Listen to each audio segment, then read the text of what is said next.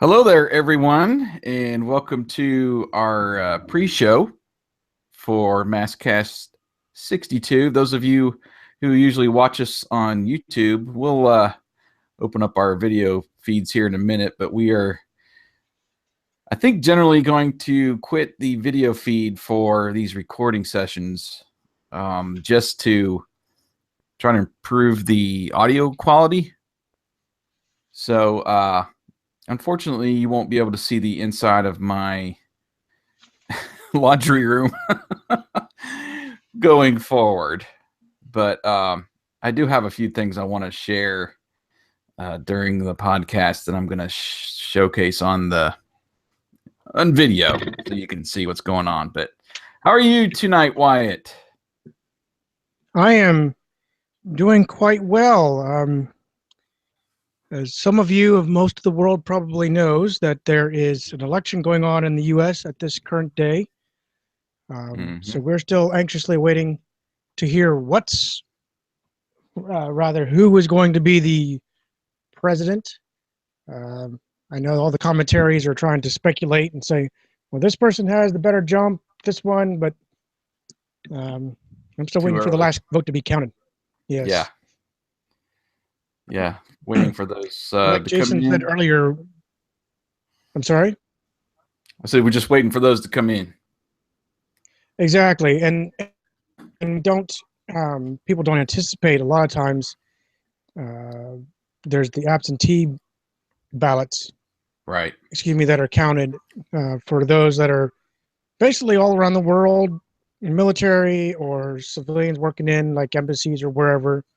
They all still get to vote. It's kind of I've recently learned about this, being military and away. I've been voting absentee for 22 years, and it's quite interesting how they basically want every possible chance to get a vote in the door. Yep. So I know other countries, but I applaud the U.S. for giving us the right to at least have a say in who sits in the seat. That's about the best way to put it. Yeah, and it was not an easy vote, I think, for many people this year with the main two candidates. Right. But and it's one of those where, I hate to say you almost flip a coin, but that's almost what it's like anymore, at least at this stage. In fact, I tweeted on Infamous WB, that account, saying, is this the best that the U.S. has to offer? Yeah. So, well, and, we are to blame, ourselves with the primary elections and who kind of goes through from there to the main election. But I was pretty surprised at the turnout when I went to vote. I mean, I didn't wait in line or anything, but it was pretty full and things were flowing. And this was right about 5 o'clock, when everybody gets off of work. I tried to get there a little bit early, but it was still full. And from what I heard around some of my other friends who voted today, it was the same way. Yeah, so it's encouraging, even though, like I said, if you're not strong for one candidate, it's still your right to vote. And it's good to see people, doing so, even in a year where there's been a lot of mudslinging. Let's put it that way. That's it. And, I've talked with my wife, a couple of times. I said, not that I ever see myself as a presidential candidate, but I think one of the things, if I were ever mustered the guts to even try, it would be, you know what? I'm not throwing the mud pies. I'm going to just say, hey, this is what I'm doing. This is how I'm going to roll. And right. Vote for me if you like it. Don't vote for me if you don't. I'm probably not going to be as blunt as Trump, but at least a little more tactfully saying, hey, please vote for me, or just vote the other way. I just that's what I think got me this, and a lot of voters were the same way, that there was so much back and forth. Okay, what's what's she doing? What are they actually, what's in their mind for governing? Right. It's more about he's a jerk, she's a jerk, he does this, she does that. Yeah. Really? That's the best you can come up with? Well, yeah, it is. It's, secret emails and uh, what, Trump said about women when the cameras weren't rolling there that one time. And it's, I don't know. The system too is just strange that, somebody can win the popular vote overall and somebody else get elected. I mean, I still bothers me. You would think Same that here. the overall vote tally would be your president, but no, it's, each state has their own electoral count, and even some of the coverage we were watching tonight was like, uh, most of the state was one color except for a few areas around the cities was a different color, and it was like neck and neck. I was like, this is weird. Right. This is just crazy the way they have it set Right. up. And But and it was funny. that's I'm sorry, I was go listening ahead. to commentary just before I came down, Mm-hmm. and how they were talking about how a lot of the rural areas are leaning one way, and if you look at the rural, that's where they're leaning. But when you get into Yeah. a lot of the metropolises, the urban areas, unfortunately, they're on the opposite side, and because obviously the masses speak, that she's gonna Right. do it. I remember watching. It's been years ago. It might have been one of the Bush campaigns, and I'm not exactly sure. But I paid particular attention to Pennsylvania just out of curiosity, and you saw like the majority of the state was Republican. But if you looked at the cities, Pittsburgh, Harrisburg, Yep. Philadelphia were blue, which made it a Yeah. blue state. Yeah. I'm like, are It's you it's kidding crazy. me saying this? Are you sure you counted that one It's right? weird. But unfortunately, that's the truth because you got a bazillion people in the big cities, and you got a couple hundred scattered abroad in the Right. rural outlying areas. It's just So yeah, and I mean that's the thing too. I'm like, I don't know. It coverage does not calculate the vote or the winner. yeah, How much of the actual coverage of the country you can get. But anyway, I guess we will yeah. see.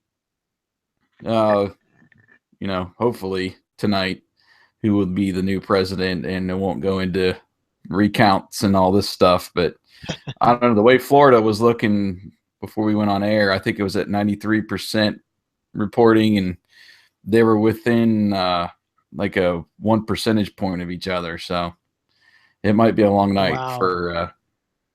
for the political realm. But anyway, let's how about we we talk about something we really want to talk about, not politics. And Exactly. let's Just get back give into me one Mask. second. It's been a while. Okay. Well, for those of you who are listening, viewing, um, it's been a while since we did a episode review. We had wanted to get through this stretch, season 5, or what we're calling, of MASKast before the end of the year, and there's still time. We still got a few episodes to go, but I don't know. We'll see if we can crank those out and finish up the season of MASKast. And I was excited to get this one done. Fortunately, we had some sick kids over the last couple of weeks that kept Yes. you away, and I've had sick kids. I was sick myself a little bit. You might hear me hacking a little bit tonight. I'll be trying to hit the mute button, but it's the season for sickness, and we haven't exactly been on track with these episodes. But the chats have been fun too about the comic books and having Eric on, and Oh of yeah. course those are a little bit easier to produce. So easier to get those out versus what I do for the regular MASKast shows, and nothing against them because I really enjoy producing those. It just takes a little time to get those clips in there and to make it a fun listening experience. But Right. this episode surprised me. I knew we were getting some new agents and vehicles soon. Didn't expect what we were going to get in this episode tonight. But I guess we'll see what the final verdict is here for too long, and talk about these new characters and vehicles we saw in the Lost Fleet. So let me clear my throat, and we'll get started here.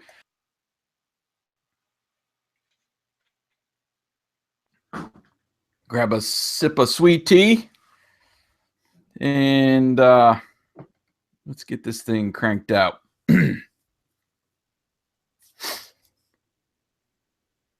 Welcome, Agents of M.A.S.K, to MASKast 62, which continues our Season 5 stretch to review episodes 41 to 50 of the Mobile Armored Strike Command animated series.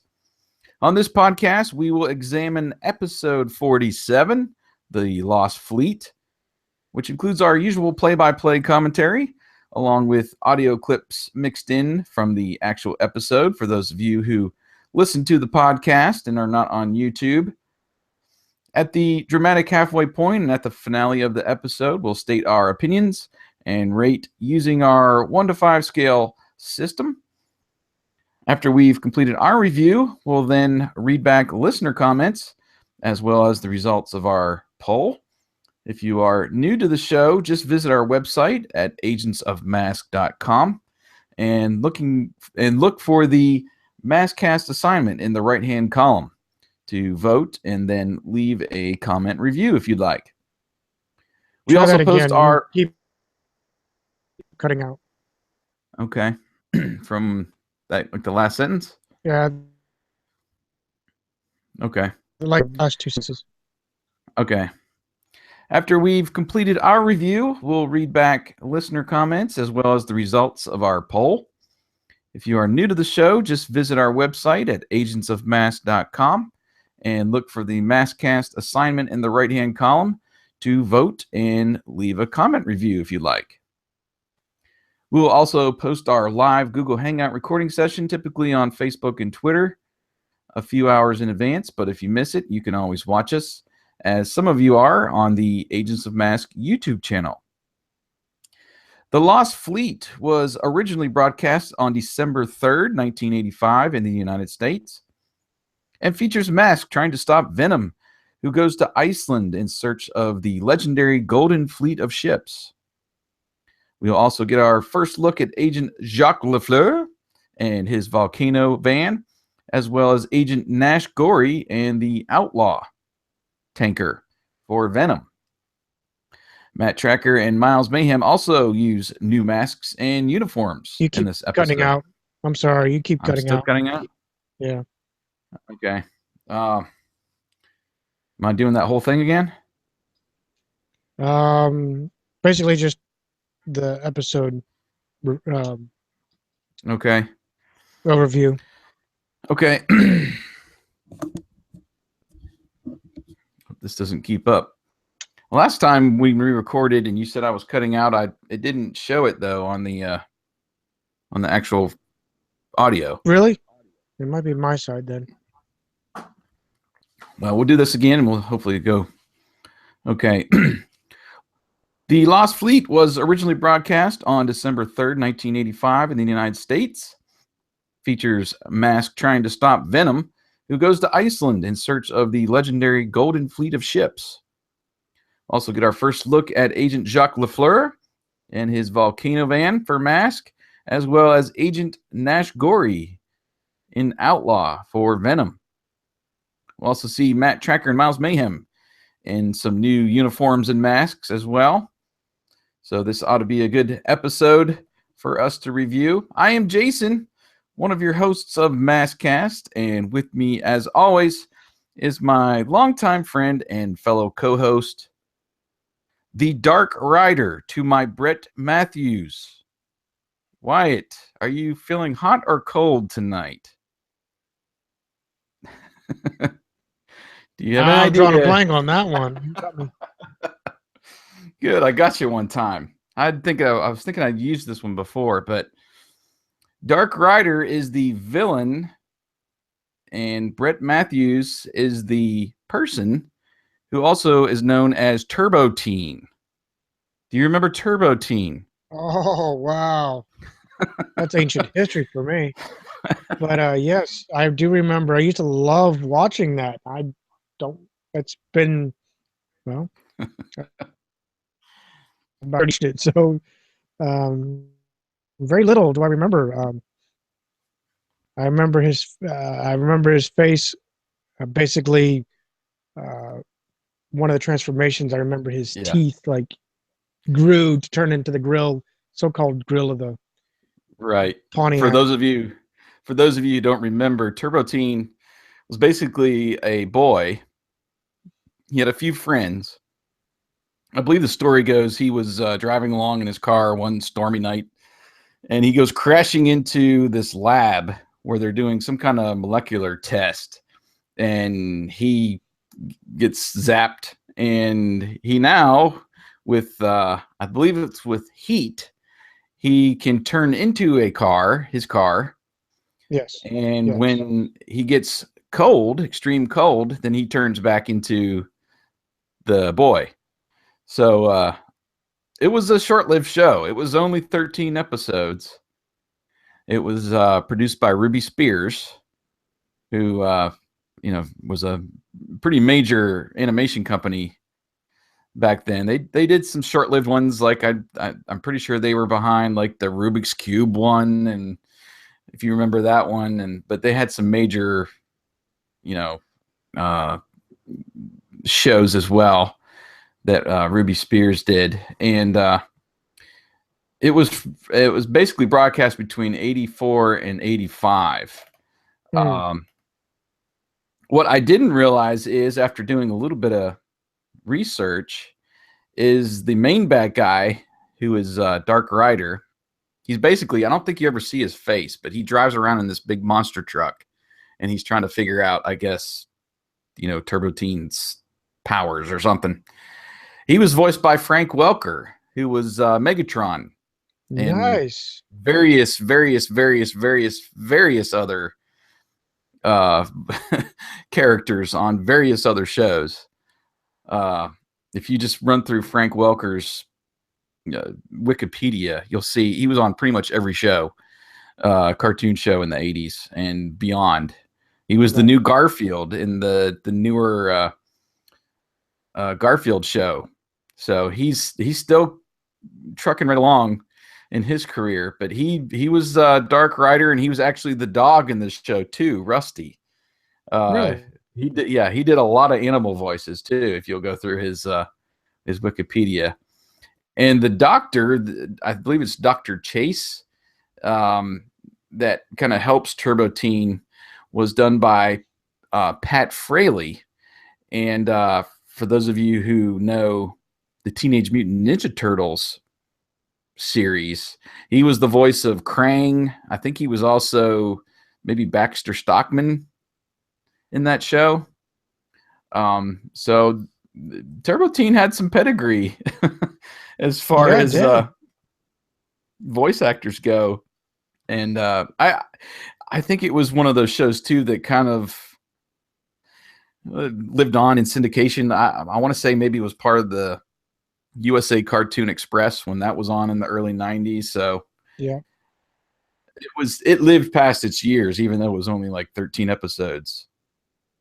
So I don't know. It was a show that always fascinated me. Uh, it was in that time of I think it actually predated uh, or it might have came out right about the time that Transformers did in 1984. It could have. I'm pretty sure Transformers came out in 1984. So there was this big explosion, of GoBots and Transformers, and imagining yourself as one, pretty much, with that Right. show. I don't know. I was always fascinated by it, and that, like you said, that image of him transforming into the car, his face becoming the front and the grill, and then his hands becoming the tires. Tires, yeah. It's just one of those things that gets etched into your brain, and you cannot Well, the like one unsee it. right there was one episode. I don't remember all of it, but I guess one of the ones that really sticks out for that show is where he's half and half. I don't remember the plot. I don't Yes. remember how it happened, but like the front half of him is him, the kid, and you still have the basically the hatchback and the rear axle is of the Yeah. car is still on him. I'm like, how was this even? I mean, obviously, it's a cartoon, but it's just the whole, I guess, live logistics of it. But Turbo Teen it did come out in a toy form, albeit kind of lame. I hate to say it that way, but it was kind of lame because you have the Pontiac transforming into a whole huge robot with the dude's face as the head. I don't remember that. I don't remember it having a toy. Maybe it did. It did have a short-lived toy, and I remember seeing it. Um, oh, I saw it in one of these. It was a Facebook post, and I see it periodically, not often, but it's one Hmm. of those where you're a child of the '80s, or do you remember when?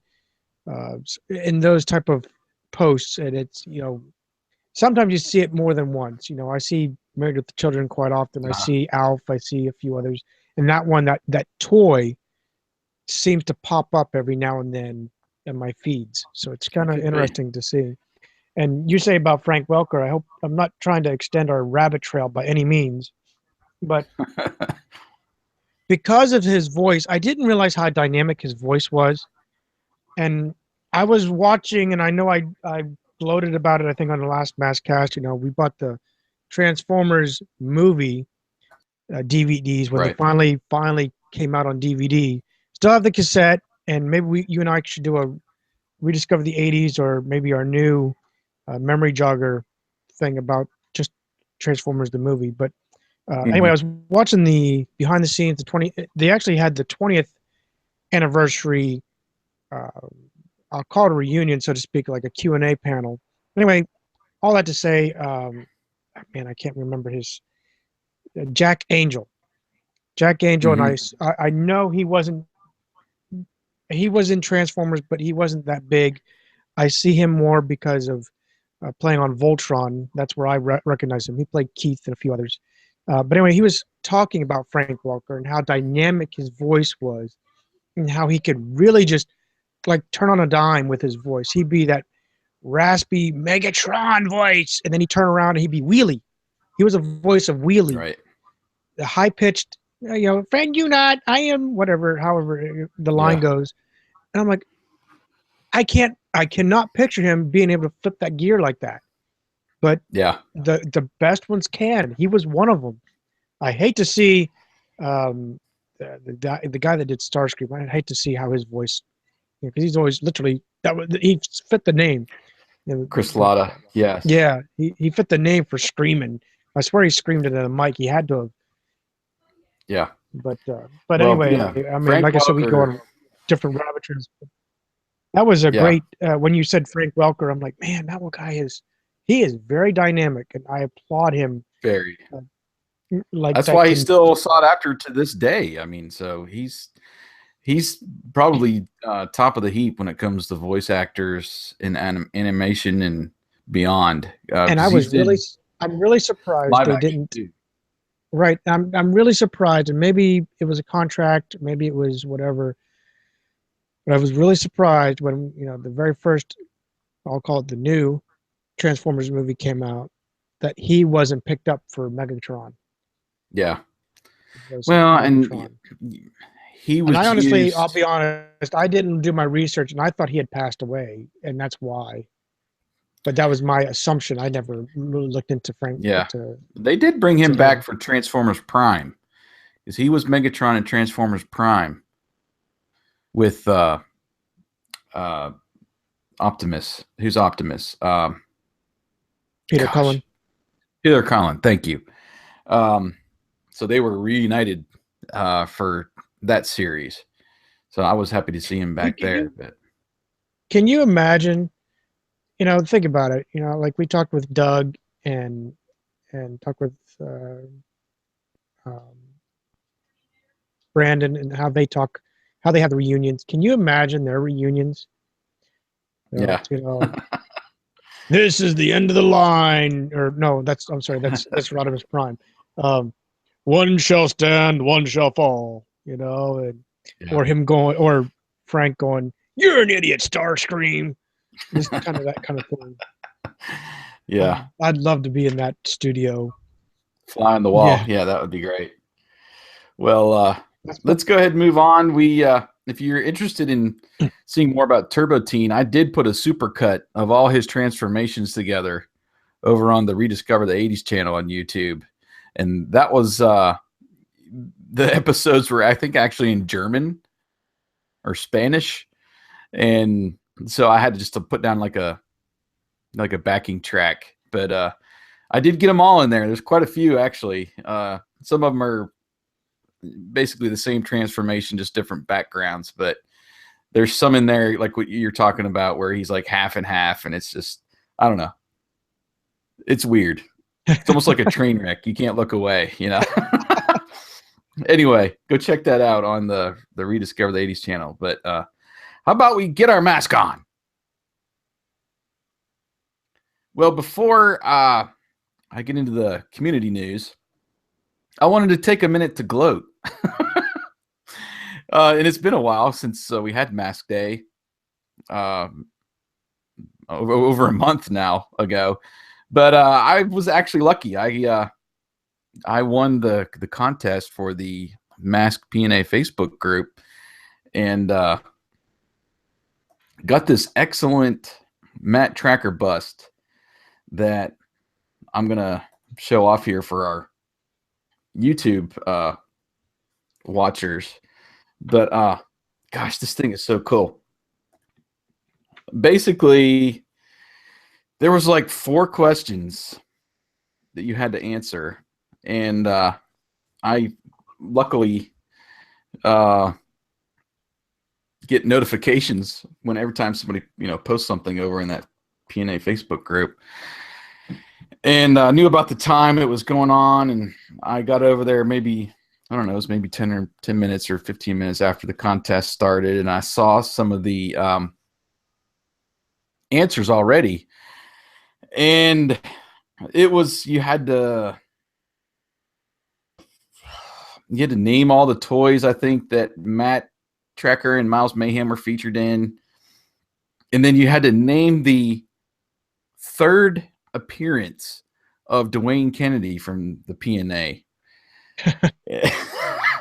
And then I think the last thing was just like, what's the mask slogan, which everybody knows what that is. So I saw some of the answers, and I noticed they missed the Laser Command toy, which was both Matt Tracker and Miles Mayhem were. It was like that blue firecracker truck and a crate that became a jet, and they battled, and they could shoot like light at each other, and the car would blow up. Notice they missed that, so I was like, okay, let me add that in there. And then I took a wild guess at the Dwayne Kennedy episode, and I knew that he was introduced pretty early. I was thinking it was maybe the Highway of Terror that he was in, and then I knew he was in Assault on Liberty. I remembered that, and it helped, pretty much helped that we've been going through these episodes one by one. So anyway, I was banking on that there was maybe one episode in between those two that he was in. So I said Assault on Liberty, and turns out I got it right. So I won this awesome Matt Tracker bust from Karsten Satcher, made out of I think it's polyurethane, and I chose to go with the bronze effect removable mask. Really cool, and I'm pretty sure I'm not going to put that on my desk at work just because I just want to make sure it stays in my possession. I hear you there. uh, and also with that was a really unique item. And forgive me, the person that made this, but it's basically a keychain and with a design that's inspired by Thunderhawk with the purple and the red and that somewhat of a lightning bolt there. Might be hard to see. Um, I guess you can see it pretty well there, but that was kind of a bonus with that Matt Tracker bus. So I was happy to get that as well. And then we both received a fun little thing after the comic book came out. I saw over on Twitter our pal Darren Gregson, who is big into comics. He works for a comic book shop now. And he sent us over these awesome thank you cards, basically. And they've got, the one I chose was Rhino. And you got, what did you get? You got Jackhammer? Jackhammer.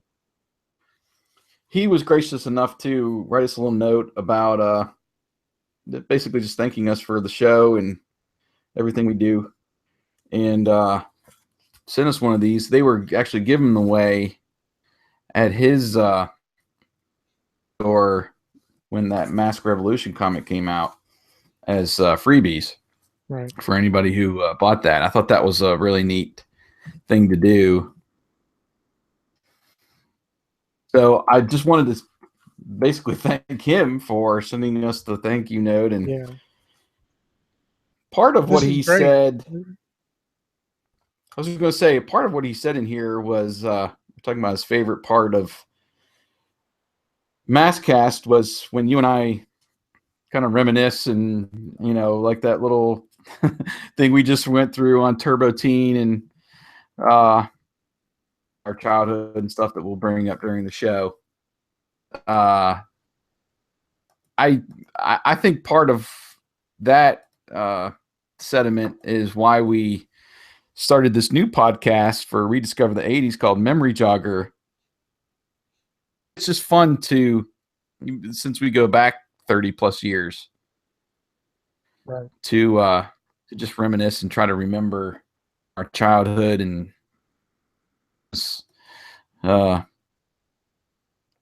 one of us will remember something and it'll trigger another rabbit trail. We've been going go down these rabbit trails. So that is it's kind of all about those rabbit trails. Yeah, notice how, in fact, we even mentioned it. I think in the first Meet Us episode of Memory Jogger, we kind of say that when we're in MASKast, we tend to start steering away into rabbit trail number 7 or 8 before we're like, you know what, let's steer back to what we're supposed to be talking. So for Memory Jogger, we will have a topic, but we're letting it kind of free flow, and then if it goes down bunny trail number 13, that's where it's going to go, and right. That's just how it goes. And we're keeping it very fluid, very little, I'll call it, homework for that show. I mean, we kind of did a little bit of homework for our Halloween special, which was episode 2, but it's not like the extensive homework we typically do for MASKast, where right. We both watched the episode. For me, anyway, a 22-minute episode turns into an hour of taking notes just to do this MASKast episode guide. So, but yeah, that's like we said, we enjoy reminiscing about our past. We enjoy our childhood and our youth. Yeah. And it's that's great why we've to be been able going to reach through back this show too. Yeah, because we'd sit there, for 30 some years. This is what Jason and I have done, and it's hilarious what we do. We joke sometimes, even online. Sometimes when we haven't heard from each other for a day or two, which sometimes is extensive, but it'll be day 2 or 3, and we're like, "Where is he?" And what's funny is most of the time we'll send out a one-liner, in the subject line or something, one of Jason's favorite things from Stooges is adios, skip the gutter. And he cracks up, or he used to crack up a lot with that one stupid line. Yeah. And I don't know what his day is like, so I try to send him one liners like that to think maybe he's has a heavy workload or something, or just is in the way type of thing. And Jason does the same thing. He'll send me, sometimes it's Three Stooges. We got know a lot of one liners out of there, but it could be something from the movie See No Evil, Hear No Evil, or one of our favorites was oh man, what was that John Candy movie? Armed and Dangerous. Armed and Dangerous. Yeah, we could go every which way with that one, but yeah, we just love to reminisce, and we might as well put it to good use and put it out there on Memory Jogger via Rediscover the '80s, and it's just fun. We love to podcast. We like to broadcast. We got into this business eons ago, it seems, and Right. We're just taking it to our what we'll call our level. Right.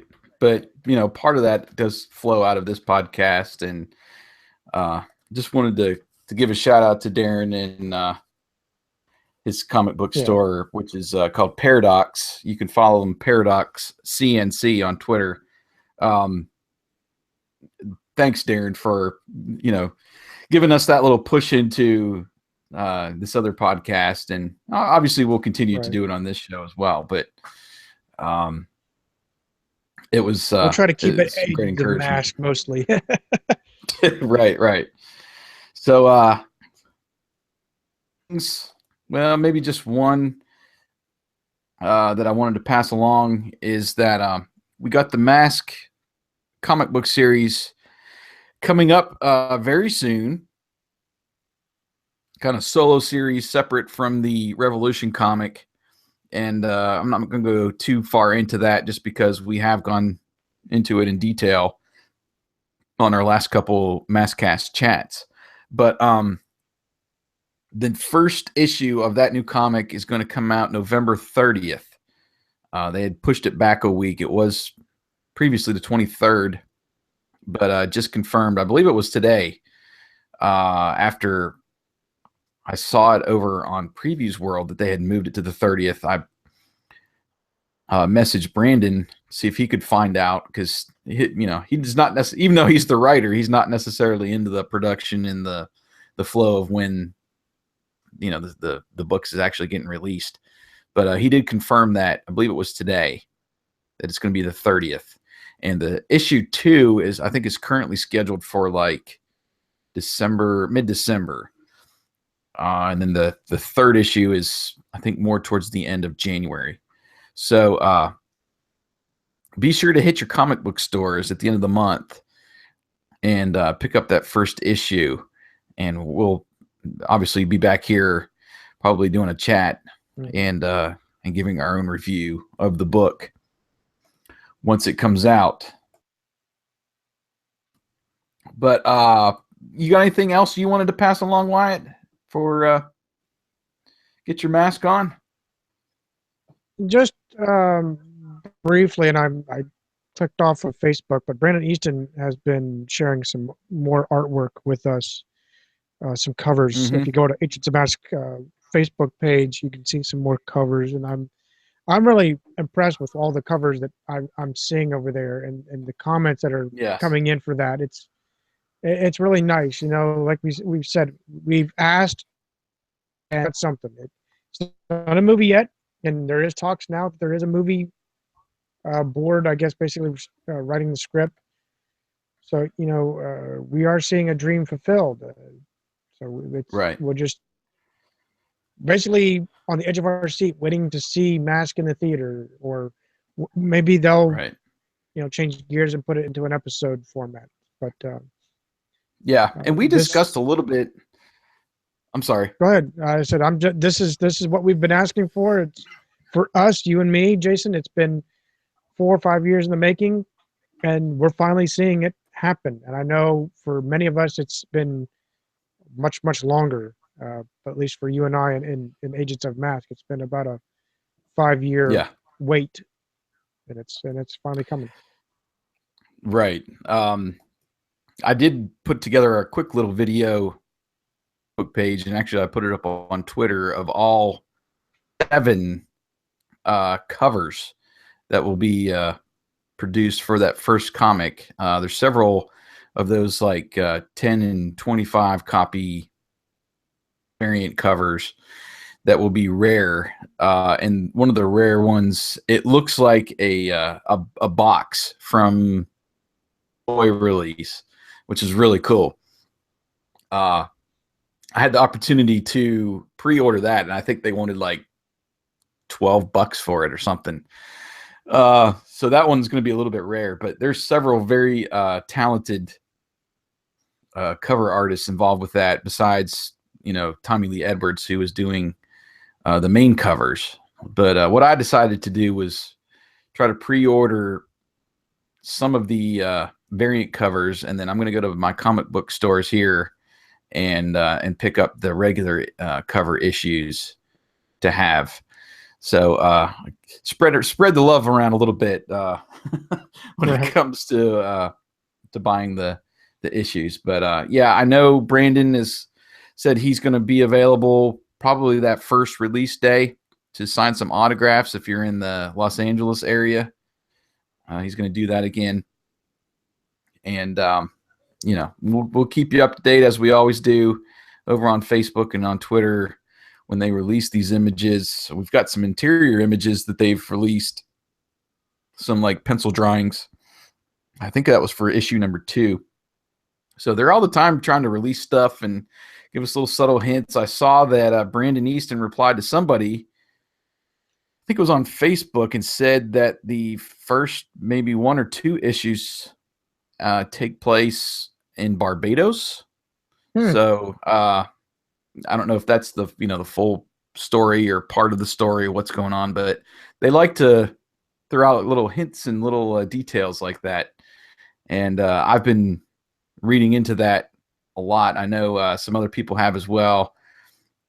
Scott over on the M.A.S.K Comics blog, he's been doing reviews, and they released those bios for Matt and for Miles at the end of, I think it was Revolution number 3. And that gave us a lot of detail into the backstory and where they're kind of going with these main characters in the solo series, I think, is what that was essentially meant for. And it's going to be interesting because there's some unknowns there about Matt's backstory and his heritage, and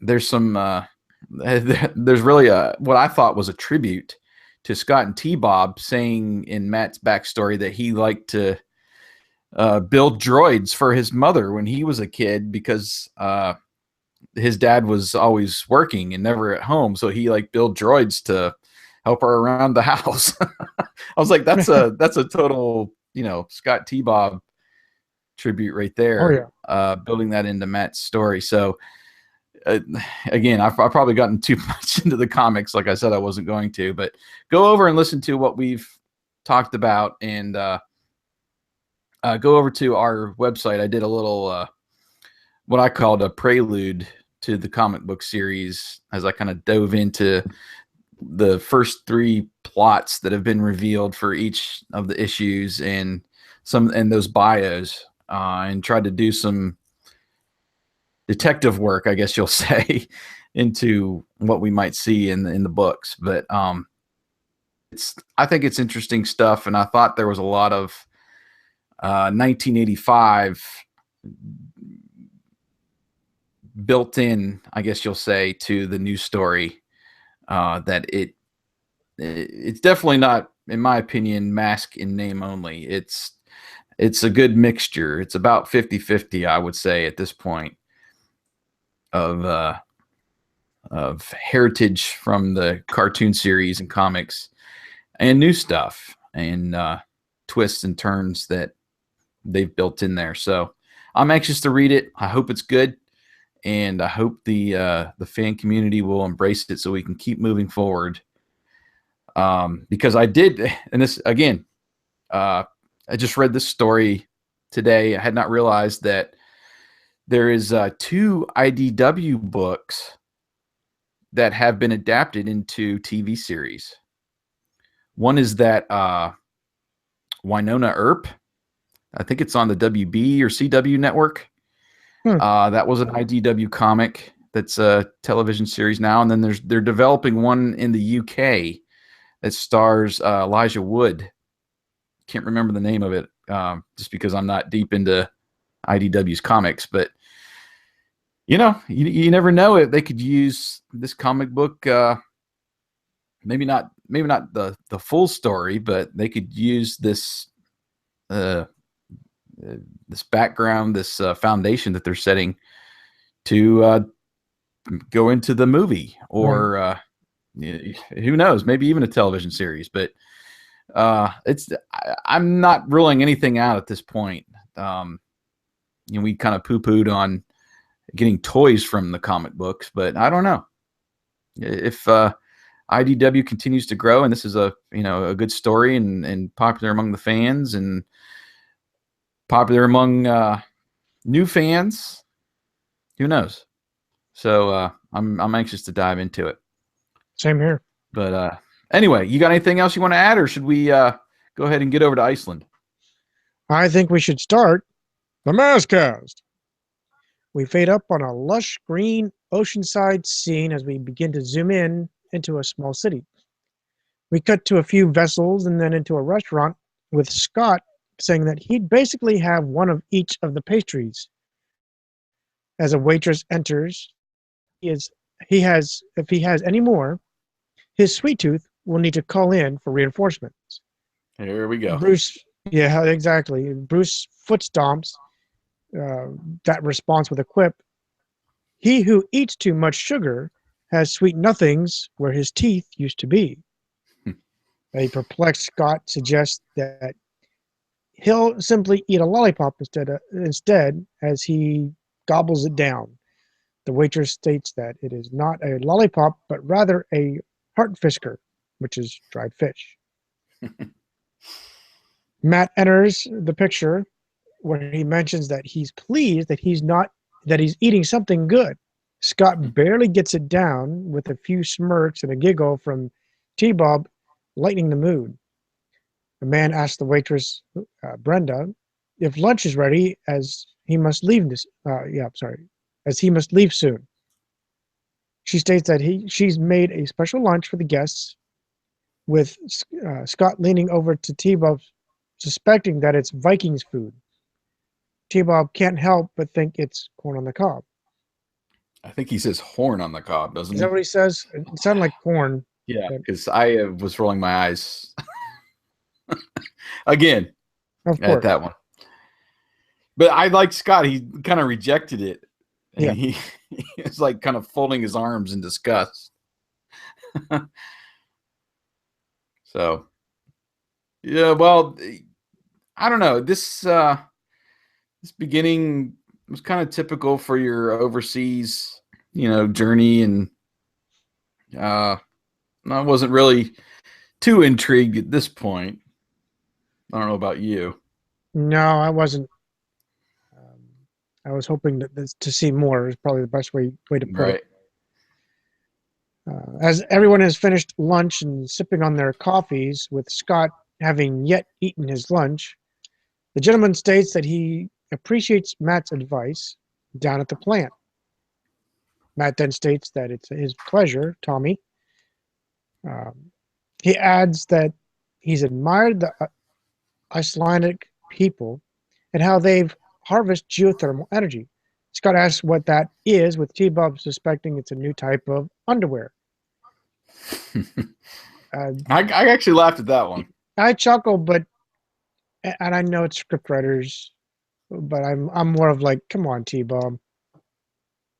And then Matt states that it's heat contained under the surface and used his coffee to basically illustrate. He illustrates. His illustration seems to resemble a volcano, as Scott says, with Bruce adding that it is how Iceland was actually formed. Tommy adds that there is a subway of empty tunnels that helps them channel that heat. Scott is fascinated, yet T-Bob doesn't seem to be as fascinated. Tommy then excuses himself, offering to give them a tour after he checks into the plant. You want to take it? Sure. And then the waitress, or hostess, I guess you could say, her name was Brenda, I think. Um, she asked Scott if he wants more pickled herring. And he says no, that the Vikings must have had strong stomachs to eat this. T Bob says they probably didn't turn green either, as Scott gives him like a dirty look. Now, That was I a like that kind of humor. Yeah, that was good. Um, just then, someone yells that they've been robbed, and Matt tells Bruce that maybe they can catch the thief, and they take off. Scott, Scott is still looking over his food and says, "Too bad the thief didn't stop there first." Haha. So we're taken outside. Matt and Bruce survey this fleet of ships on the ocean there. A captain walks up, and Matt asks him what happened. He says someone stole all of their sails while they were at the festival. Well, Matt says the north wind couldn't even do that, and someone must have taken them. This is where I'm sorry, but this is where I Uh-huh. kind of did your. I know I used this illustration before, but I'm going to use it again. You remember your Garfield poster from your bedroom? Well, duh. Yes. Wind didn't take him. Someone stole it. Duh. This is one of those where I'm Yeah. like, you couldn't have. The scriptwriters couldn't have come up with something better there. Anyway, Well, yeah. Well, anyway, Bruce says the man. Uh, Bruce says the man behind the sail might know something, but Scott says the captain just said he didn't know anything. Well, Matt interprets Bruce's little question there to mean the sail maker, person that actually made the sails. And is it Brenda? I keep forgetting her name. yeah, it's Brenda. Brenda, the hostess there, says something strange is going on, that there are only 3 sailmakers in town, and 2 of them are missing. Matt suggests they contact the third one. Well, this was some obvious logic here. Um, Now we take it to the sailmaker's shop, and the place is ransacked, with Scott saying it looks like a storm hit in here. Matt follows that up by saying all hands look like they were lost. Haha. Bruce notices that there isn't a scrap of cloth left anywhere in the store or in town. And Matt thinks wherever the cloth is the answer to what's going on. So he suggests checking inland at this point. Right. Right now, this episode seems to be one of those where it's the episode of obvious answers. And It does. I understand what they're trying to do, but it's like, come on, writers, you couldn't have come up with something better. But Yeah, it was kind of a, well, you know, the absence of people or the kidnapping of people adds the drama more than if it was just, the sales that they were looking for. So I at least thought that added a little bit to the mystery. But I don't know. Yeah, I'm kind of with you on this one. But after this, we're taking to Thunderhawk, now driving across the land. right, where they've been searching for hours but haven't found anything. They end up stopping with Bruce quipping that a wise man once said that once you see nothing, you see everything. Matt states that it's nearly impossible to track people through this tundra. Just then, Scott says that there is actually something. He points and says, snow. Matt jokes that they should investigate to see if it really is Christmas in July as they all jump back into Thunderhawk. I like the effect, like the wind effect Yes, that was actually good. on their clothes and their hair at this point. Uh, I thought that was some pretty good animation. Yes, they actually put thought into that. Mm-hmm. So they arrive and begin their investigation, and they notice that it's actually sailcloth. Bruce once again quips that no cobbler's elves made these perfect stitches. Scott asks, "Who would want to have a sewing machine? I'm sorry, sewing weave out here?" Matt replies that it's someone with blades as sharp as a laser beam. Matt concludes that Venom is the only one with blades that sharp. With that, it's time to call in the M.A.S.K team, which is actually awesome. We see Thunderhawk peeling out with Matt joking they need to find out where Venom is giving sewing classes. Matt transforms Thunderhawk into jet mode with Scott excitingly saying that this is where the action begins. And now Dad just rains on his parade because he suggests that he be safer at the Lindquist house. Uh, the Thunderhawk monitors flip up with Matt saying, "Level 1 emergency, select the best agents for mission in Iceland." And this is when we get one of our newest candidates, our newest M.A.S.K agents called Jacques. Is it Jacques Lebleur? Jacques Lefleur. Jason must be coughing. It's Jacques Lefleur with the Volcano Van. Jacques Lefleur. Yep, you're right. He has expertise in harsh terrain operations, and he uses their little comic relief is he uses a huge table saw to cut his sandwich and decides to ditch it, which gives his dog a very appreciative treat. And then the computer spits out that Bruce Salto is already approved, and that's it. That's the team. Yep. And I believe Jacques Lefleur's day job is a lumberjack. Yes. So that's why he's in like this wood shop, cutting his sandwich with the table saw, which is kind of comical. But anyway, it is. It reminds me. In fact, I just watched that first Teenage Mutant Ninja Turtles movie from the '80s, trying to show Adam. And during the scene, you see what's his name, Casey Jones, chopping carrots with Leonardo's sword. Right. Just use the tools of your trade to get the job done, I guess. Well, after we assemble the one-man team, or I guess two men, since Bruce is there, we finally get the Venom theme, and we zoom inside this cave from the tundra. Mayhem shouts faster and that you've been wasting enough time. Mayhem appears in his outlaw uniform and asks some nearby workers if they heard him. Well, we get the scope of the large sewing operation now. We see Dagger and Nash Gory are also assisting. Mayhem now gets more specific, and he tells his two henchmen that he is talking to them. And Gory chimes in, telling him, "Sure thing, Mr. Mayhem," and that he always knows what's right. Mayhem he is definitely the yes man.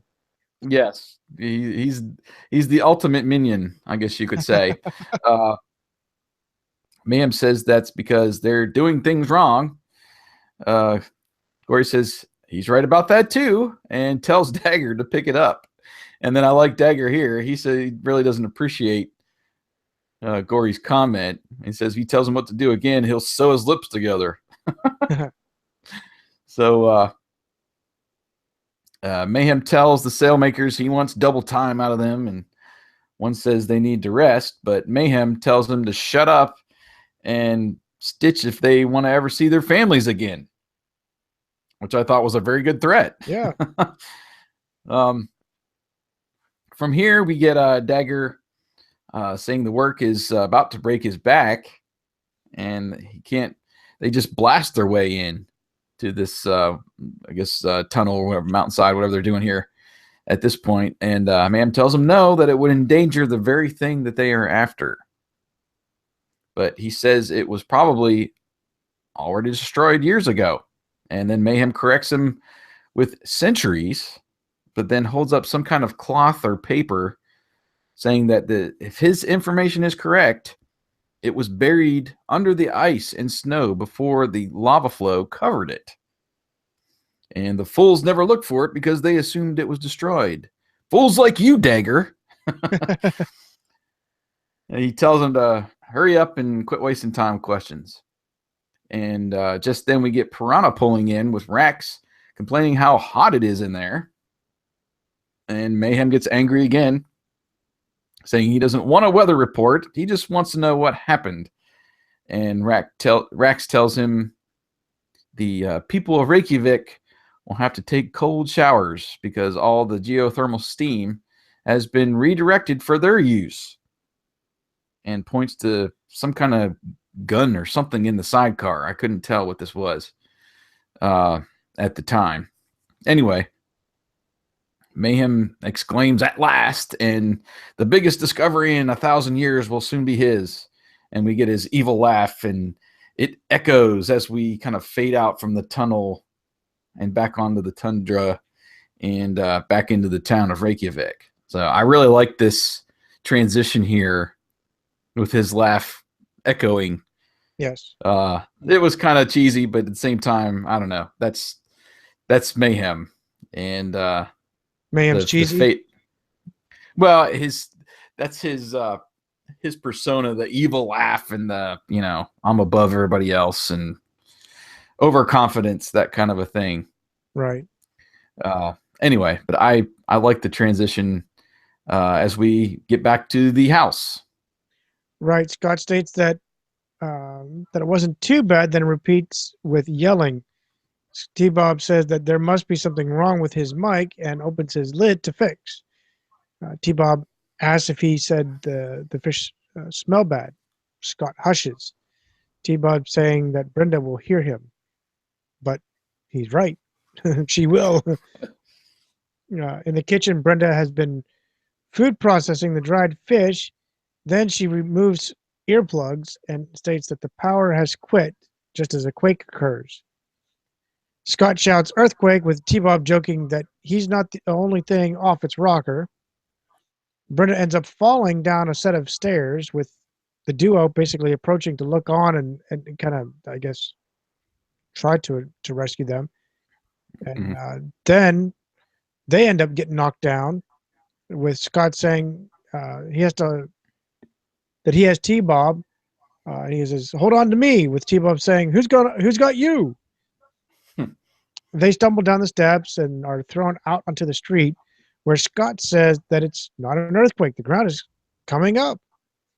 T-Bob adds that it sure isn't a puff pastry. Roll your eyes moment. The ground then opens up, and as the duo run away, another opens, which sends them actually plummeting to, I don't know if you call it under the surface, but below. They attempt to climb out as they see the surface is actually closing now. Scott tries to use T-Bob's radio, but T-Bob states that it must have been broken in the fall. We see another attempt with Scott telling T-Bob to stand still so that he can try to get out. T-Bob replies that he needs to stand still so he can see what he's doing. As the surface continues to close, T-Bob attempts to use his go-go gadget arms, but in this, the way that they did the artistry or the camera work, I didn't see the go-go gadget arms, but I imagine that's what they were trying to use. But nonetheless, we see T-Bob's determined look to keep the wall from closing, but he is unable to stop it. He even mentioned that he's overextended. T-Bob jokes that he now knows how a trash compactor feels. Haha. Now, then that's when Scott tells him to keep trying. We can't give up. And we fade off to our commercial break. Where are you resting on this one? I wasn't really into this episode. I don't know. The missing sail mystery. It seemed like Matt was more concerned about the sails missing than the actual sail makers. You know what I mean? I mean, we're talking about missing people versus, some cloth. I just wasn't really wasn't really into it. I wasn't really thrilled about the laser beam deciphering that Matt has done, and I know he's done this before, where this is only could only be lasers, precision lasers that Venom could use, that kind of a thing. And I don't know. I just don't see how you can decipher that from, cutting it with scissors or something. Right. I don't know.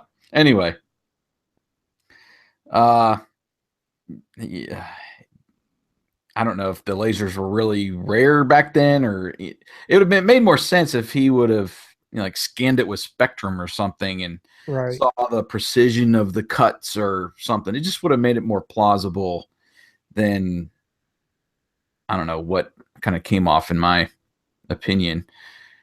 Decent drama at the break, although I'm not sure if that's normal when the ground splits that it comes back together. Uh, that was kind of weird the way that was going on. I didn't really understand the mechanics of the whole earthquake slash ground moving and all that. And I guess if you're pushing pressure up from it, then it could move a bunch of different ways. But anyway, I was glad to see we were going to get a new agent, and we had some new agents there on Venom, and hopefully new vehicles. The puns were already on my nerves. Oh, yes. I must have been like at least 5 instances where I put "roll my eyes" in my notes at this point. There was a couple decent jokes, but I was like, oh, I got another half an episode to go through. And to me, it only seemed like every time Bruce said something, it was just a saying. There wasn't real a much more dialogue than that in this Right. episode. And I don't mind his saying so much when it's kind of just flowing and there's more dialogue. But when that's the only thing he's saying, I'm like, that's just, I don't know. Anyway, I've for starting at our 1 to 5 scale, we always start at a 5. I'm going all the way down to a 3 Woo. at halftime. The Wow. majority of it was the jokes. It just weren't wearing on me, and just the fact that I wasn't into the episode really at all to this point. Not a lot of action except for the drama at the break. So I went down to a 3. Where are you? Well, like you, the story was, I guess I thought it was good, but not great. Um, what I liked about it was their, I guess, explanation of the geothermal use. That's something that we're just now really kind of capturing on as far as modern world. So it's kind of cool to see how they were using and how they thought it through back in the 80s, Um, Yeah. the like you said, the start was just didn't grab me. I mean, it was like I said, it's good, but not. Um, I'm if I were watching TV shows, I might actually try to flip the channel. Um, but um, I like that we were able to see um, Jacques being added to the arsenal, the team rather, and we get to learn a little bit more about Goy Nash. Not a whole lot, but we see that he's the yes man. Um, I'm I'm a little confused of what he's going to do with the sales at this point. Um, but I can only imagine that they're going to do something with what Matt was kind of illustrating with the cone and coffee cup there. Right. Right. Um, what what started driving me down was really the obvious stuff, all the obvious stuff. Well, the sales are missing. We'll find the guys there. Right. No kidding. That kind of stuff. The jokes were starting to wear on me. Um, it's I guess I'm being a little more optimistic, like I usually am. But the cliffhanger was good for the commercial. I didn't put too much thought in how basically it would the ground would tear apart and then basically reseal itself. But I'm right at a 4. But it's It's a hard 4. What I mean is, it's like 3.9 or something like that. But I'll keep it at an even number for now. Okay. See where it goes from here. All right. Well, after the break, Scott and T-Bob continue their Star Wars garbage masher like struggle with Scott telling T-Bob to keep pushing. Well, T-Bob says if he pushes any harder, his circuits will explode like a firecracker. That comment gives Scott an idea, telling T-Bob he's always had a flair for the dramatic. And Scott opens up T-Bob's lid and shoots this like green laser beam flare up overhead through that crack into the sky. Well, it just so happens that soaring above is Thunderhawk and Matt and Bruce, and they see this flare and they call for their masks. Soaring now over this large crack, Matt somehow sees them inside. Again, use Spectrum to scan. Yes. It's called M.A.S.K for a reason. You're up, several hundred feet in the air, and you're looking down into a crack that's probably 50 or 100 feet deep in the dark. Oh, Scott and T-Bob are in there. Just use your Spectrum mask to scan it. It would have made more sense. Anyway, T-Bob makes, or Thunderhawk makes a abrupt landing near the crack. Bruce hops out and uses lifter to pull 2 telephone poles out of the ground, and then he lays them in the crack. And then Matt yells Scott to obviously get out of there, and he hops on T-Bob, who converts to scooter mode, and he drives up these poles like a ramp and jumps pretty high out of the hole. I jokingly said they pulled a General Lee moment right there. Oh, yeah. Excessively high jump. It was. Well, Matt and Bruce rush over with Matt telling T-Bob good work, and T-Bob says it's nothing. It's what he is there for as he faints. Basically, yeah. Rolling my eyes. I don't know. I just thought, okay, if you're going to use a lifter mask, just lift them out of there instead of this whole telephone pole trick. Very true. I don't know. It would have been a lot quicker, but I know what they're trying to go for. They're trying to go for the dramatics, but you're right. Lifter's there. Use it. Why go through all the trouble of lifting 2 telephone poles so that at the last minute the robot can, scoot on out of there? Literally, right. So anyway, Matt and Bruce remove their masks, and Bruce puts his lifter in Thunderhawk, and Brenda, the hostess there, she runs over and gives the duo a hug, happy that they're all right. Matt tells them to stay there where it's safe.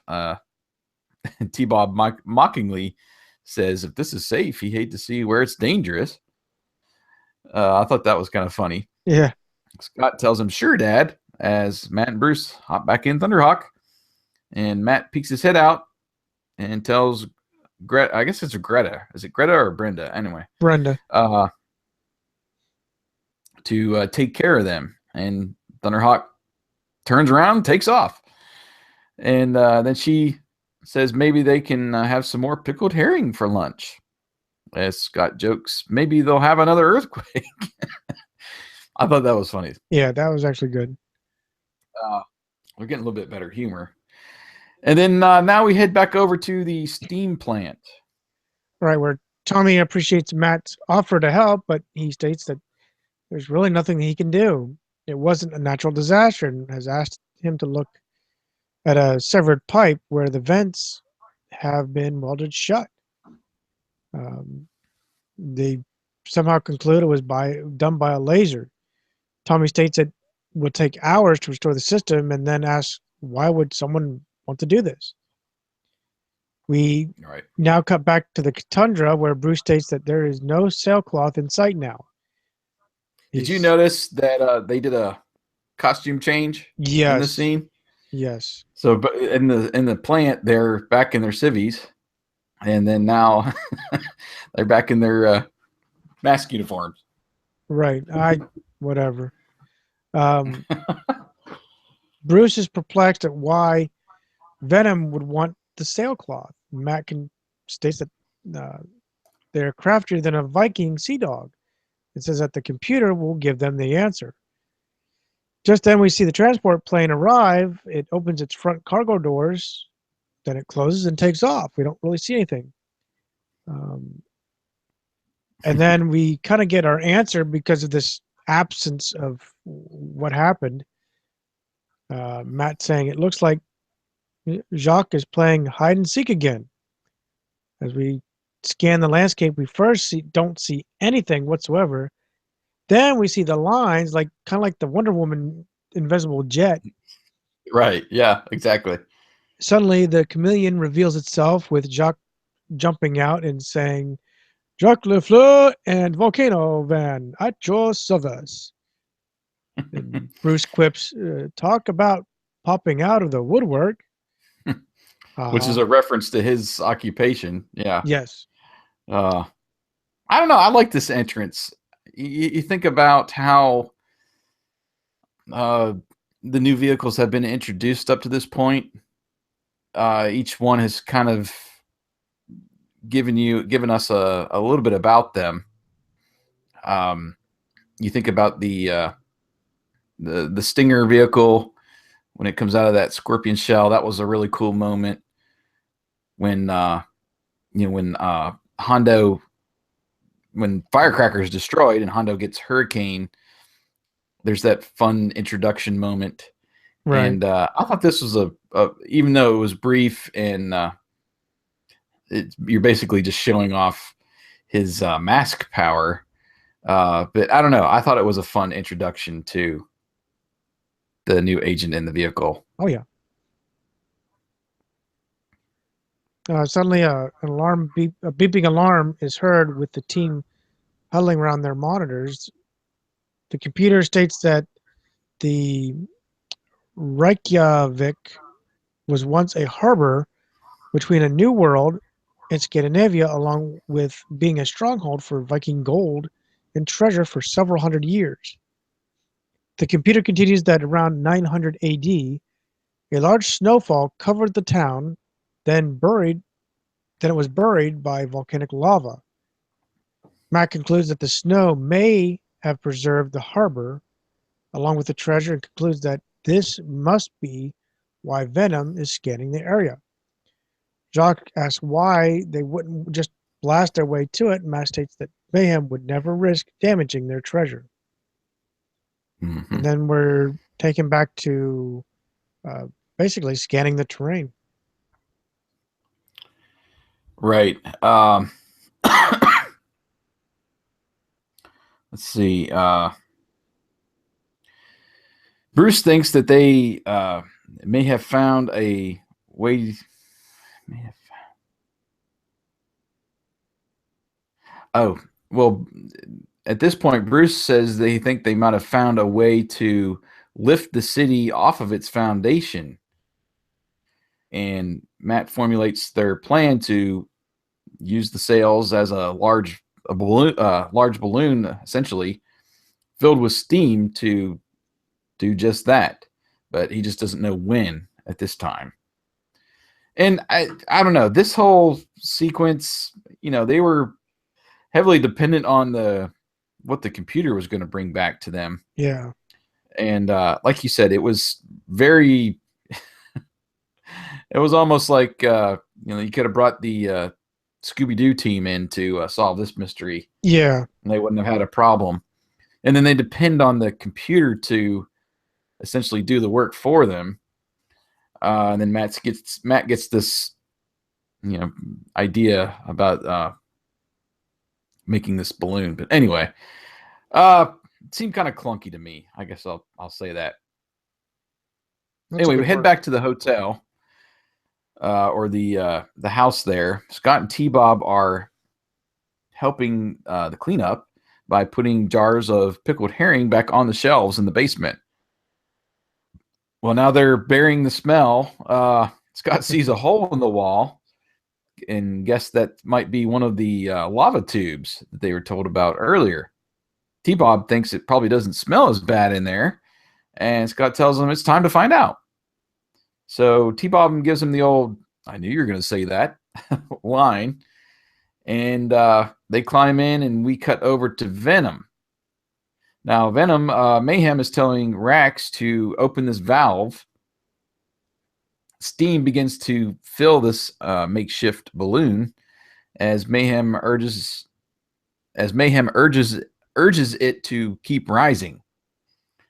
The buildings above the ground begin to rise, of course, and in the tunnel, Scott is riding T-Bob in scooter mode, and I hate the sound. We've heard the sound again of T-Bob. It's just that put put sound, and it's not it's not a scooter. No, we've actually heard, a decent scooter sound motor before, and I don't know Yeah, why they've chosen this clunky sound. I don't know. It sounds like a coffee percolator or something. I mean, it's not a scooter. No, And there's episodes where they really get the effects, the vehicle effects, really good. We've noted that before, and there's just some that I don't know. They just decide to put a sound in there that doesn't work well. Anyway, well, now Scott asked what that big noise was as they're going down this tube, and T-Bob says it wasn't his ears popping. Uh, we cut back over to M.A.S.K now. Matt is riding shotgun in Volcano with Bruce driving Thunderhawk, and Matt gets his lava shot mask from above. This is his another uniform change. Bruce says they've been tracking the geothermal energy for miles, and Matt says that Venom will have quite the heating bill, and they need to find out where to send it. Ha ha ha. I thought this would have been another good place to use like Spectrum or whatever, just to show how they were tracking the heat. I don't know. Anyway, M.A.S.K continues traveling towards the city as it continues to rise. And now we go back underground. We finally see the sailmakers, and Mayhem's got them tied up. now I'm trying to find my notes.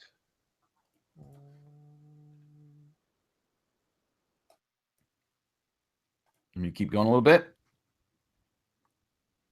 See where we're going back to Venom. Mm-hmm. There it is. So inside the Venom outlaw tanker, we see Miles, who's wearing his new suit, Python, announce, "Brace yourselves," then instructs Rax, "Now!" Using the piranha lasers, Rax shoots a hole in the balloon, and it pops, sending this tremendous, like I would call it a tornadic type wind through the tunnels. The duo stops and asks, "What is it?" with T-Bob asking, "Where did the dirty laundry come from?" as they are now blown away. T-Bob transforms off screen and begins walking into the headwinds with Scott pushing him.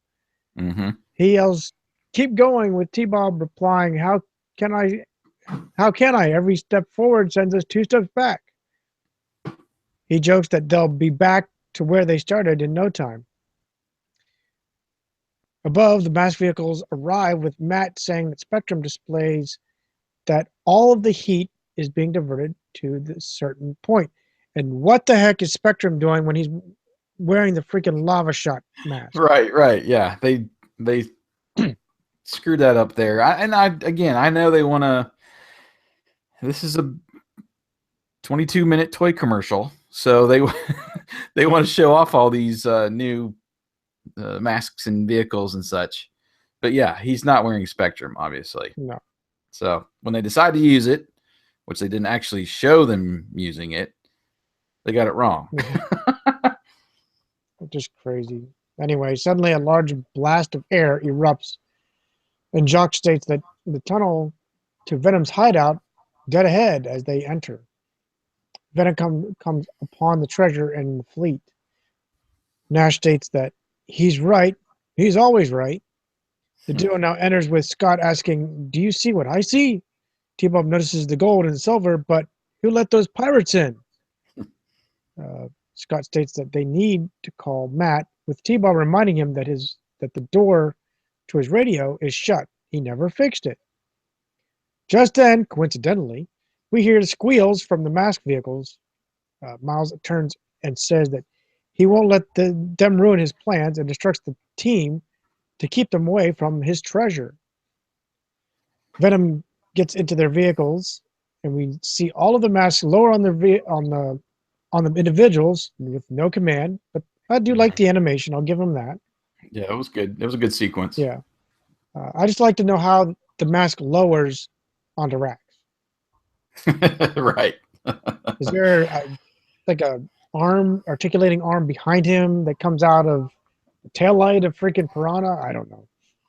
But Maybe anyway, it's just him doing a selfie and he's just putting it on his own head from the side.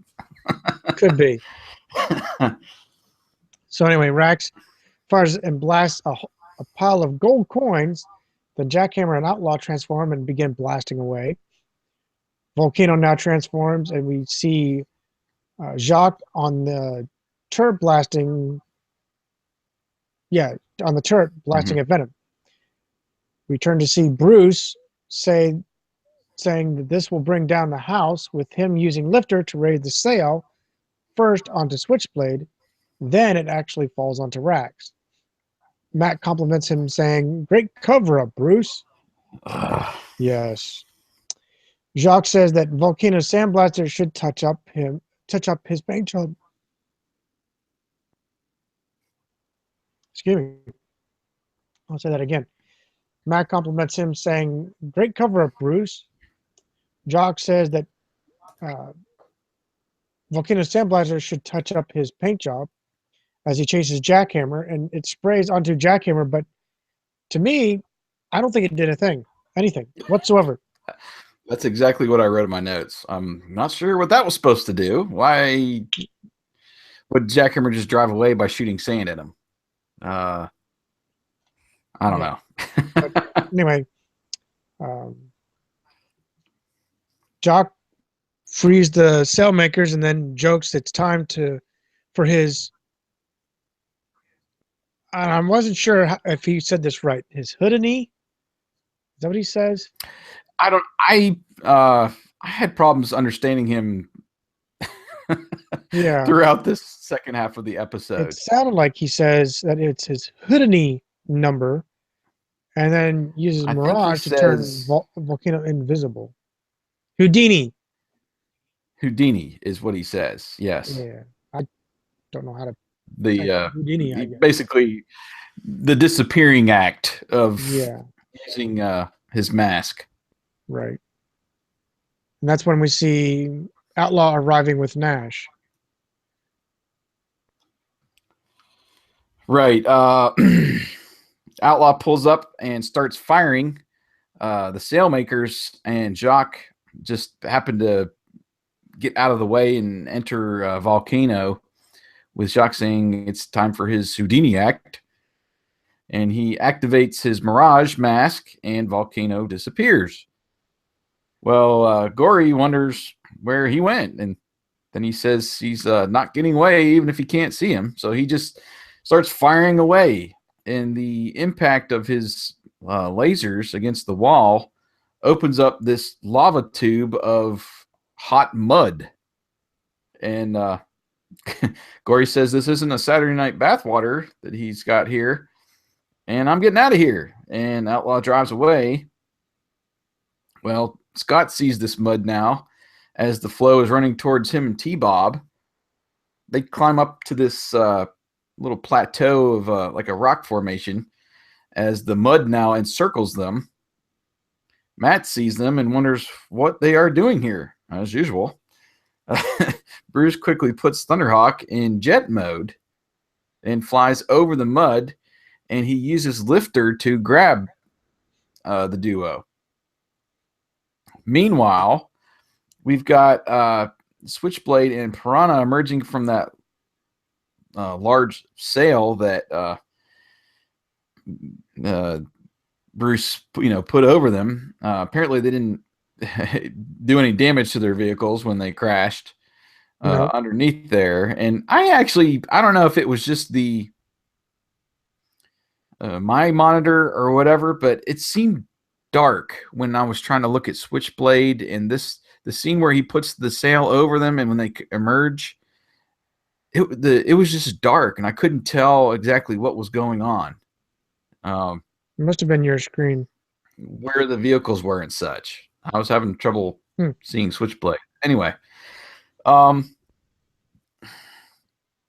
they come out of the sail. Rack says that the hot mud is covering the harbor, and Ma'am says that no one will get the treasure now, so let's get out of here. Huh? I mean, after all that, after all that effort that they put into it, he's just screw it, let's get out of here. That's what he does. Anyway, so the mud is now closing in, and the M.A.S.K team makes a break for it. From inside Volcano, Matt says he's going to put an end to the mud flow.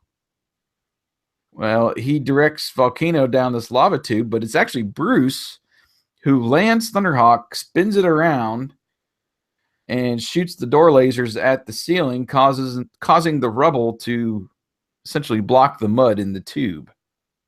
So this is, and then Matt says, I think he said something about that'll seal the deal or something. Anyway, it sounded more like he somehow switched vehicles to me. Yeah, I mean, it was like he was going to do that himself in Volcano, but it's actually Bruce doing the action. So right. I don't know. It was just a discontinuity there. Mistake. I hate to say it, and it's been 30 years, and I'm sorry, Doug, but it sounded like maybe Doug screwed up the line. Like he was supposed to be doing Bruce's line. But they showed M.A.S.K. They showed Matt a couple times. So did they? I think it was set up for him to, maybe they had to ad lib there or something just to keep the episode going. But anyway, after they block the mud, he speeds away, and Matt asks Scott for an explanation, and he tells him if he'd believe he was making mud pies. But did you notice it was an older voice? It's like he made a mistake and kind of did like an older boy voice of Scott. Anyway, so we head back to the house there where Tommy says the damage from the balloon to the city wasn't that bad and the power was restored to the plant. I think her name is Greta. I wrote down Greta. Anyway, she tells Scott to maybe he'll come back next year when the Viking treasure will be on display. I guess the hot mud didn't cover up that much. I guess not. Scott gives a wow, and that he'd like that, and Matt agrees, and the woman there gives Scott a souvenir from their trip, which of course is a case of the pickled herring. Several jars of that. Scott shies away, and as she asks him what's wrong, when T-Bob chimes then T-Bob chimes in too, saying, what's the matter? Are you hard of herring? As we laugh and fade out. And we fade up into our wonderful PSA. Yes, where Scott is climbing up a ladder to retrieve a kite that's somehow stuck on the roof. As he reaches for it, he begins to lose his balance. Scott seems to scold T-Bob and instructs him to hold the ladder before he falls. He then turns and takes his hand off the ladder, seemingly distracted with it being muddy where he's standing. Scott yells again and then explains that standing on a ladder is dangerous. Always hold the ladder when someone is standing on it so they don't fall. T-Bob says he's right. It's the only way to reach new heights, as Scott ends up slipping in the mud anyway. Well, we freeze framed at the end there. We didn't really see him get the full mud bath that I was waiting for, but anyway. Do I dare even ask? Well, just compared to, again, I like to think about the last few episodes that we reviewed and how this one fits in with those. I had to rate it lower. I pulled it down to a 2. Uh, I don't know. It had, you know, the initial introduction of Jacques and Volcano, like I mentioned. I really liked that. I thought the animation was really pretty good for the characters. It was a little off, I guess, maybe when showing the masked vehicles in motion. Seemed a little, I don't know. It just seemed different when they were, speeding across the plane there, and uh, some other angles and stuff during the battle. I thought the characters looked good, but the vehicles might have been off a little bit. I don't know. As far as the stuff that kind of brought the rating down for me, it was I really didn't understand how Venom was able to raise the roof, or raise the city, Mm-hmm. and then popping the balloon, what that was supposed to do, and then how the roof kind of came back into position and didn't cave in after they let it down. I don't know. I just didn't understand that whole uh, the logistics of how they were going to try to get to these ships. Right. It just didn't make sense to me. So that being the crucial part of the episode of how they're trying to get to this treasure and everything, and I didn't even understand it. I was like, okay. Um, again, this was maybe just me, and I'll put this more into the ticks, but the battle at the end just seemed very dark, and it was hard for me to see some of the action that was going on there. The sandblasters that they used on Jackhammer that one time. I mean, that's a pretty inventive weapon, having sandblasters, but I don't know. I just didn't understand why that would hurt Jackhammer, make him want to get out of there. Right. Of course, Mayhem gave up too quickly as usual, and then that whole scene at the end there where they were trying to seal up the tube with the mud and between Matt and Bruce, that was just took me out of the episode there. Uh, to me, it was a little difficult to understand both Tommy and Jacques just with the accents. Uh, and again, I'm not trying to uh, put too much weight into that as far as the rating and stuff goes, because I know those aren't exactly easy accents to do. But there's a couple times I had to rewind and just try to get exactly what they were saying. Right. And there was even a couple times with Jacques, I was like, I have no idea what he just said. I'm moving on. So, and then the only other little tick that I had was as cool as the introduction of Volcano was, we really didn't get anything for Outlaw, and maybe we will later in the episode. But this was the first time we saw Outlaw, and we didn't really get a proper introduction to him or No. Nash Glory. They were just kind of there. Oh, okay, he's part of the team now, kind of a thing. So again, that was more of a tick, and I would have liked to see just maybe one quick scene with them coming on scene or Right. doing some little function with the vehicle to introduce it. But anyway, this was not an episode for me. I pushed it down to a 2. What was your final verdict, sir? Well, just through doing this episode on air, I've already changed my vote. I voted a 4 initially on the polls, and it's already come down. Uh, I'm there were just too many. Excuse me. There was just too many errors. A lot of good animation. They spent the time with the animation, but they made some mistakes. Mm-hmm. Where they, like you mentioned, they changed. Matt and Bruce changed into their business attire, then back to their flight suits. In between, talking with Tommy, and then going back to basically the scene. Um, the confusion of Matt talking and Bruce doing, or if Matt somehow teleported into Thunderhawk. The whole last bit just didn't make sense. Mm-hmm. Um, I noticed it was a smaller glitch, but I noticed when Volcano and Thunderhawk are traveling in the tundra at first, you notice Volcano. I'm sorry, I think I said it wrong. Volcano and Thunderhawk.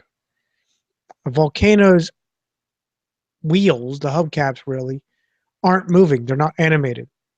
When they're Maybe that's what going I saw. and when they're going back, they're now animated. Yeah, And that was just there were some weird things that I took away from the vehicles moving. I guess that was one detail I didn't note, but that's what made it look weird for me.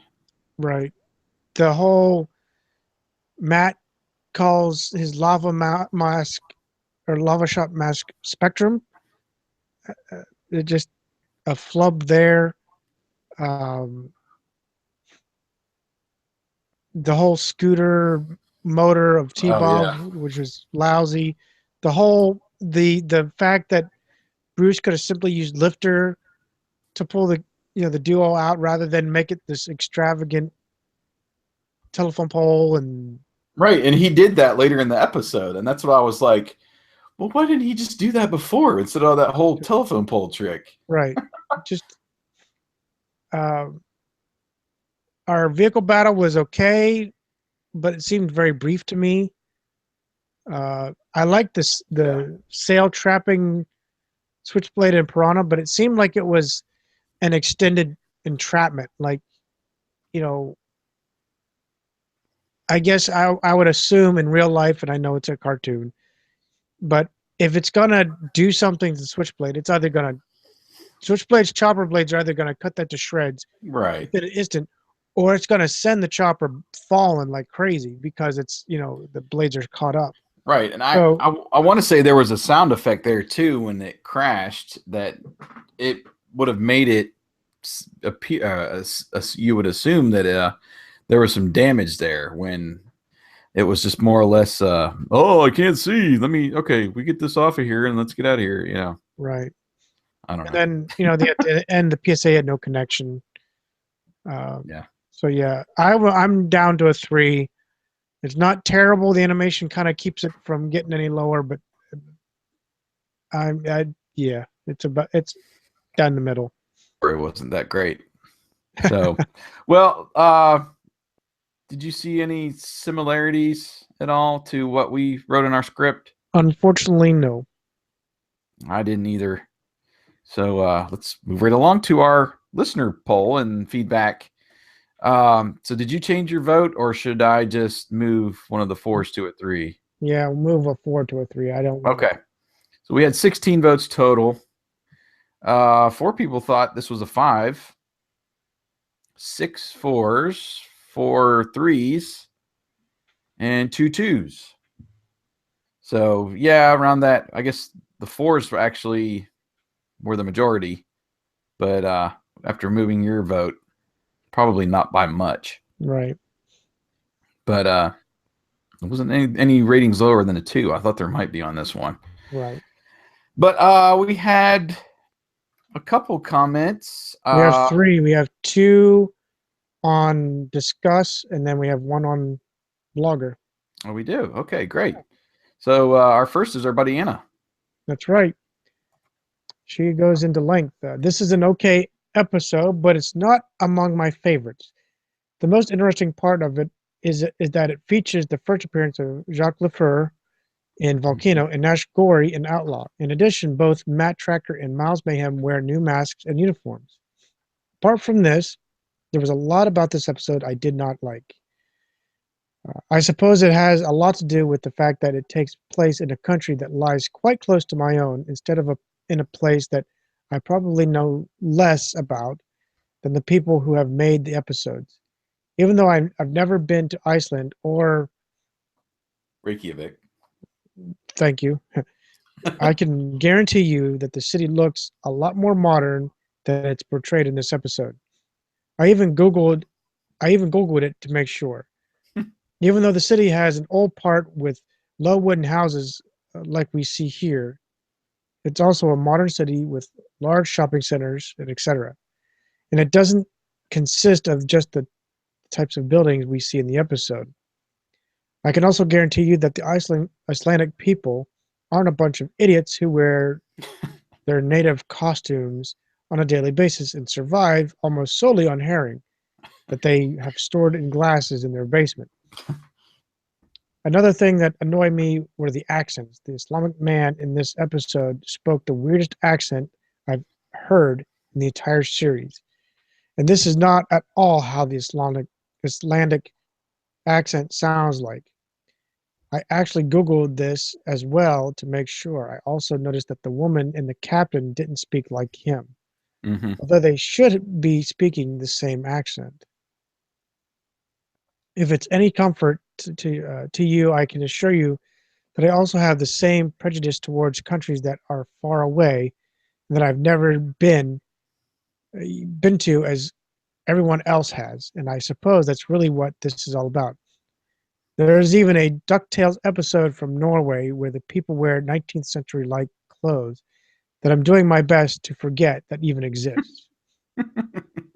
If you're asking me if there's anything I liked about this episode, apart from the new agents and mask, I suppose the part with the treasure wasn't so bad, but the entire portrayal of Iceland and its people and the impression people who know nothing about the country must be left with after having seen this was just a little too weird. And that's right. I realize a lot of people they didn't have Google back then. Uh, they might have had the Britannica Encyclopedia, and that's the best they had uh, to kind of understand these groups. I mean, think about we pick on Alex.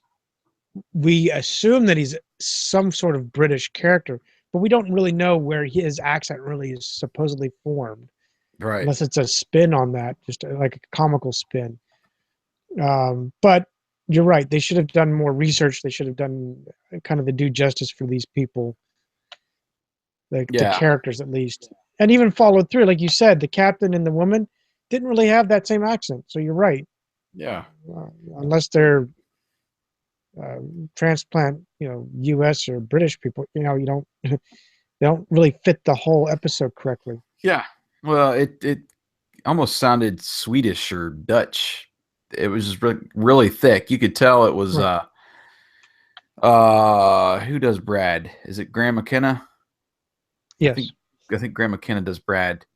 You could tell it was him doing the accent. But yeah, when Sharon spoke as the woman, and I don't know who did the captain, but it really wasn't that thick of an accent. So yeah, that part of it definitely contributed to my rating as well. But let's go on to Scott Crawford and his comment. He says, I agree with the comments left by Anna.